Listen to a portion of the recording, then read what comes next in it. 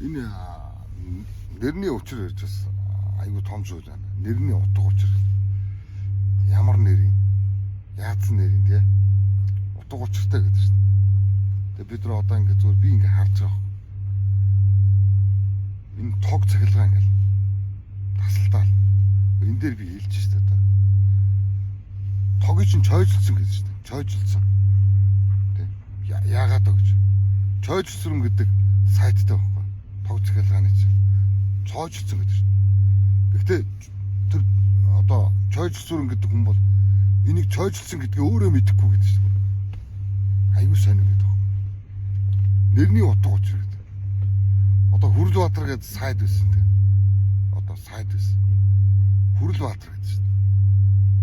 Одоо ард иргэдэг төлөөлөд ажиллана улсын хурлд байсан тийм. Тэр Хүрлбаатар гэдэг хүн тэр чинь нэрэндээ өгөх байхгүй. Хөшөө гэсэн үг шүү дээ. Хүрлбаатар гэдэг чинь хөшөө гэсэн үг байхгүй. Хөшөө яадаг вэ? Хин нэгний гэдэг юм уу юуны төлөө өөрийнхөө төлөөж хөдлөхгүй гэдэг шүү дээ.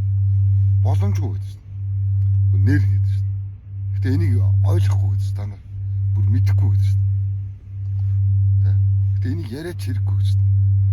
Дасна гэдэг шүү дээ. Бүгдээр дасна гэж. Ямар нэгэн зүйл дасна гэдэг шүү дээ.